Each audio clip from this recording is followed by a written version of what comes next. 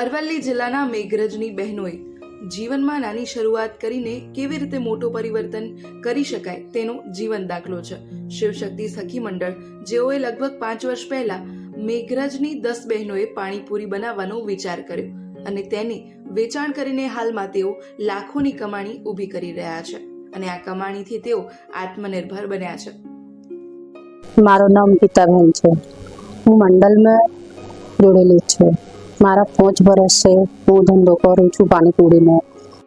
પાણીપુરી બનાવવાના વિચાર સાથે હાથથી પૂરી બનાવવાનું શરૂ કર્યું. શરૂઆતમાં પડકારો હતા, બજારમાં સ્પર્ધા, લોકોનો વિશ્વાસ જીતવો, ઓર્ડર મળવામાં મુશ્કેલી, પરંતુ બહેનોએ હિંમત હાર્યા વગર આગળ વધ્યા અને ધીમે ધીમે સારી ગુણવત્તાના કારણે ગામમાં તેઓ ઓળખ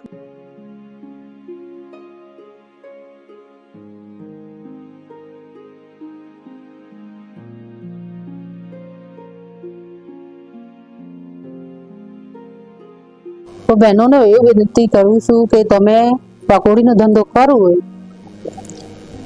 હોય તો તમે કરી શકો.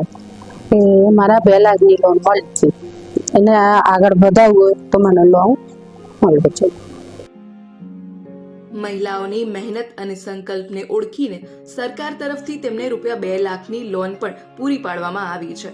આ સહાયથી બહેનોએ પોતાનો વ્યવસાય વધુ વિસ્તૃત કર્યો છે, સાધનો ખરીદ્યા છે, ઉત્પાદન વધાર્યું છે અને માર્કેટિંગમાં નવી રીતો અપનાવી છે. શિવશક્તિ સખી મંડળના ગીતાબેન કહે છે કે અમે 5 વર્ષ પહેલા માત્ર ઘર ખર્ચ માટે આ કામ શરૂ કર્યું હતું અને આજે આ જ કામ અમારા પરિવારનું મુખ્ય આધાર છે.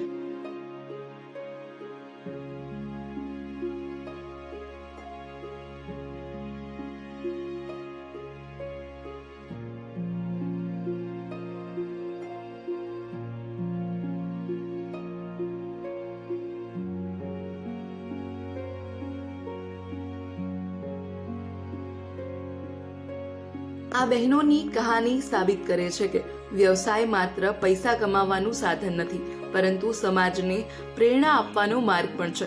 મેઘરજની આ મહિલાઓએ બતાવી દીધું છે કે જો તક મળે, સહકાર મળે અને વિશ્વાસ મળે તો મહિલાઓ પોતાના પરિવાર માટે જ નહીં પરંતુ આખા સમાજને નવી દિશા આપી શકે છે.